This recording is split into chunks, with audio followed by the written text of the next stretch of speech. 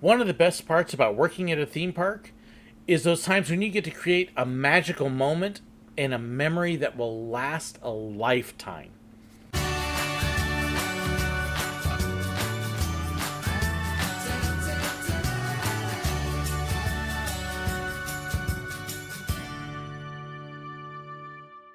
One of the things I absolutely loved working at the theme parks was those times and opportunities that I got to take part in something magical, something special, something beyond the norm that wasn't expected. It may have been something as small as taking photos of the first family as they got to open up Magic Kingdom, ride on the train in with the characters, throw the confetti, and open the park up to everybody else. It was a neat thing to be able to take the pictures and capture that moment for them. And to be able to do things like capturing the pictures of the grand marshals as they were riding in the parade that day. But there were other times that I got to do things that weren't planned and were spontaneous. It's so much fun to be able to not just get the chance to do it yourself, but also to hear other stories from people who've also gotten to experience things like that. So as I tell a couple stories here from what I got to do, I also want to share a couple stories I received from viewers when they got to experience things that were above and beyond the norm. Such as this one from Caleb Hodge. I worked on the train at Dollywood for 5 years and have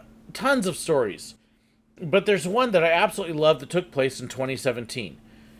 Frank was a man about 80 years old and one of the nicest people ever. I don't remember what time of year it was, but I remember it was unexpectedly cold. I was conductor on the back of the train, and as we began loading passengers, I noticed a young girl and her grandmother. The girl didn't have a jacket and looked very cold. Frank was the depot master, and he was making his safety checks. He noticed the girl as well. He knew the train ride would make her even colder, so he pulled off his coat and told her she could wear it for the ride. As Dollywood hosts, we don't have as much freedom to give away free things as Disney cast members. That didn't stop Frank. While the train was gone, he went over to the Mercantile across from the depot and bought this girl a coat with his own money. When the train got back, the little girl's eyes immediately lit up when Frank presented her with the coat. She hugged him and thanked him for what he'd done. That girl and her grandmother have come back every year since to see Frank. The ladies over at the Mercantile made sure Frank was actually given a blue ribbon as well, the highest honor a Dollywood host can get. When Frank found out he was getting a blue ribbon, he said, "I've been doing stuff like this for years. It's just I got caught this time." I love that story. Yes, Frank went above and beyond. And as Caleb mentioned, as Disney cast members, we had a couple options to be able to do that without it coming out of our own pocket, although it wasn't terribly unusual as a cast member for us to do it out of our own. The pins that I carried around to be able to give to kids and to guests who were doing wonderful things, I bought probably 2/3 of those myself. Disney would occasionally give us some to be able to hand out. The Tinkerbell prize pins are a great example of that. But most of the pins I had, I actually bought. Now, I would buy them on cast sales and other things where I could get them relatively cheap. But it was always nice to be able to have them so when you would see something special, when you would see somebody go out of their way, you had it available as a way to say thank you. But it was just neat to be able to see a guest when they were in need, like this little girl was, and to be able to do something. I can remember this one family that I had when I was over at Magic Kingdom. Poor young girl had an accident. They happen, okay, let's see what we can do. Let's try to get her taken care of. And as I recall, I was actually, down closer towards the Castle Hub when this happened. Well, the Emporium was at the other end of the street, and so we started making phone calls. What can we do to take care of this poor girl? Because she can't walk around all day like that. Trying to go back to their hotel and everything was going to ruin the whole day. Well, over the course of, honestly, it took about an hour walking around, finding shops that had something in her size that she could wear, that could take care of her. But it was wonderful to have that freedom and that opportunity to be able to say, you know what? I got you taken care of. We're going to be able to take care of this so that you don't have to lose all of your time in the park. We're going to get you some new clothes. You're going to have the opportunity to be able to go and still play. And along the way, we actually got to do a couple little extras as well. Got to introduce them to a character they wouldn't have otherwise who was going off on break. And, hey, come over here real quick. I got to do something. And it was just a really neat opportunity to be able to do something and take what could have been a terrible, crappy moment and instead turn it into something wonderful. Something that, hey, I remember this moment when we had something bad, but do you know what happened as a result? It could be something small like replacing a spilled drink or a spilled popcorn. But when you had those moments that you could do even more, that was just awesome. I loved when you would see kids come into the park having a terrible morning. They'd be upset, they'd be crying. Okay, I didn't love that part. But I love that I had an opportunity to be able to do something about it. And hey, let me grab you an ice cream. Let me grab you a pretzel. Let me grab you a balloon or something from somebody that I could then hand them and say, hey, no crying at Disney, not allowed, and be able to turn their rotten start into a good one. Here's another good story for you from Teresa Carosella.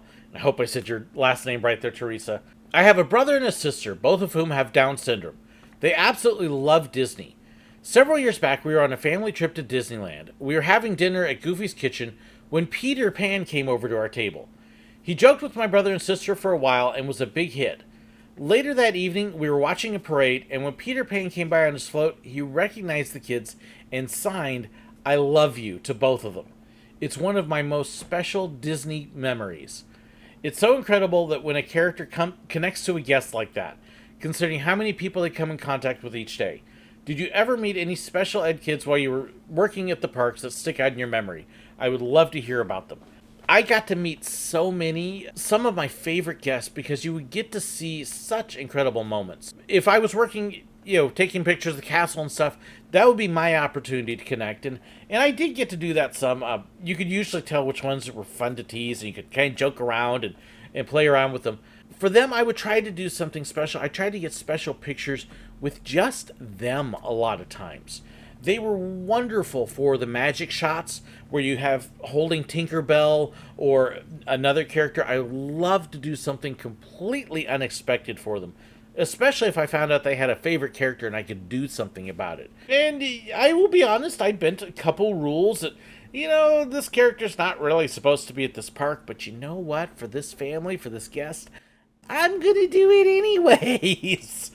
And I'll just tell the managers later, oh well. It was really fun, and I can remember a couple conversations I had with, why'd you do that? It's not supposed to be here. Look at the picture. Oh, yeah, I see why now. So that was really cool. But one of my favorite parts was being able to sit back when I was shooting the characters and just watching them.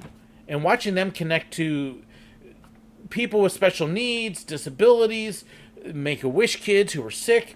I saw such incredible magic that way. The bad thing about it is there were so many moments that they all start to blur together, and so it becomes hard to remember one or two or three or ones that stand out specifically because there were just so many of them.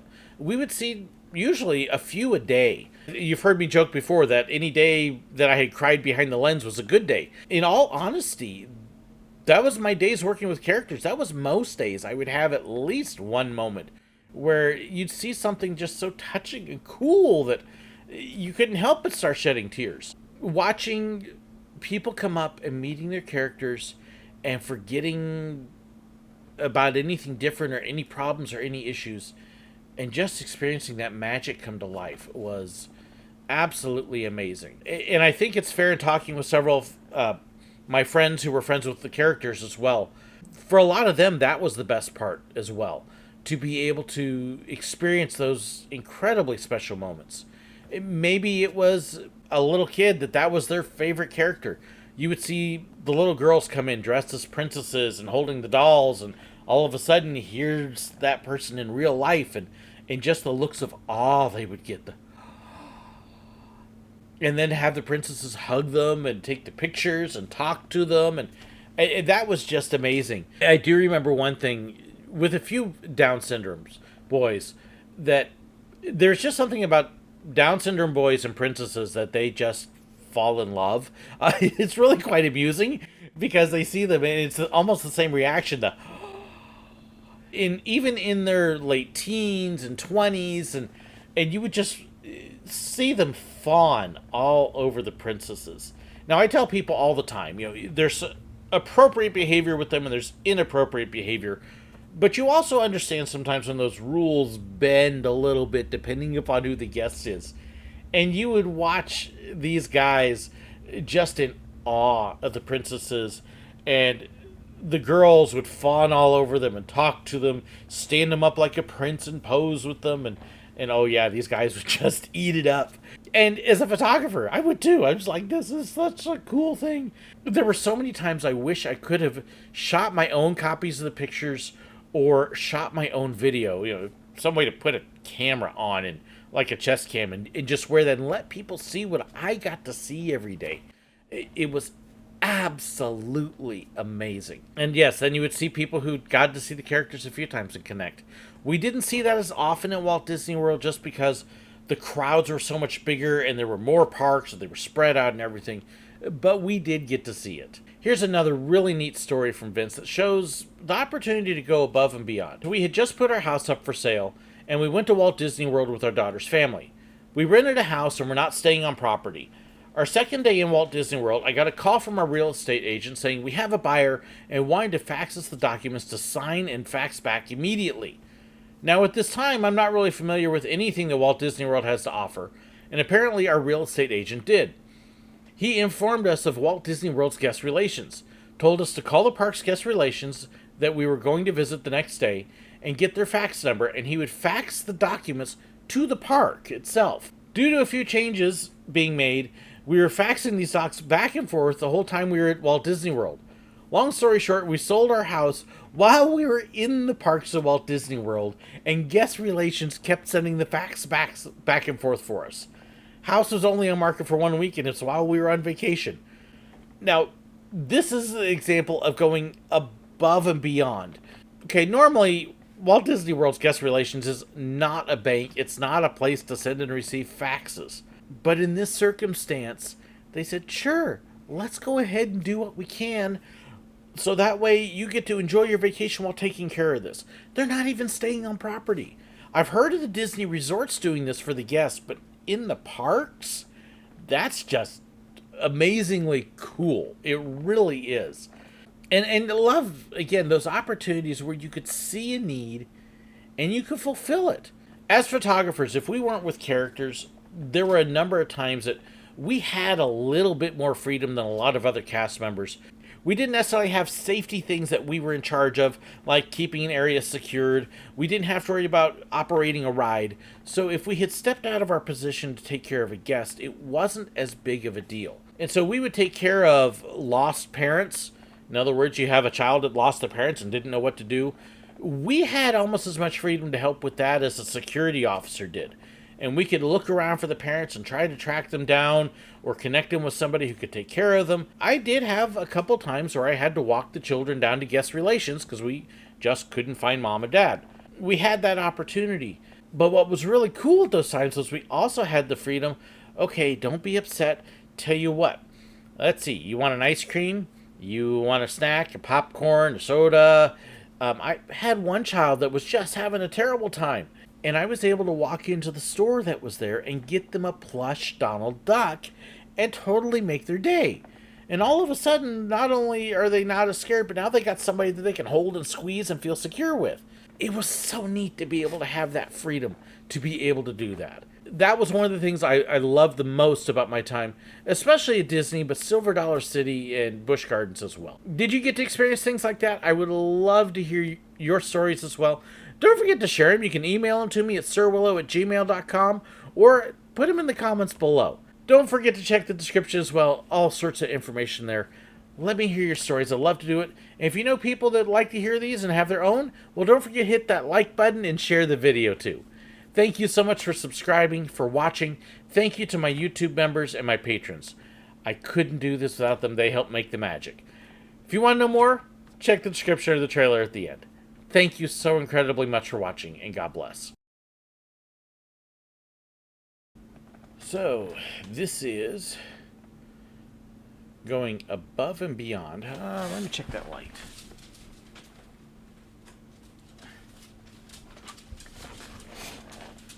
I like that a little better. Okay.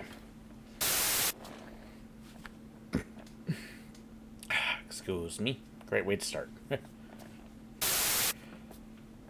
One of the best things about working at a theme park is having your dog under your foot walking around.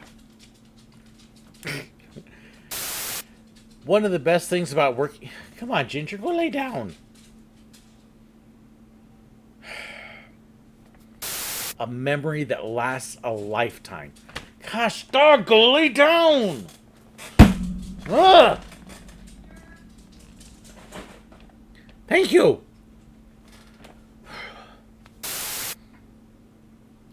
Okay, that is working, isn't it? Yeah. Come. As the computer pops up random stuff. This is going to be one of those glitch fests. So. But that girl's eyes immediately lit up when Frank presented her with the coat. She hugged him and thanked him for what he'd done. Oh my gosh. And I just skipped that. We didn't have a safety issue that we were...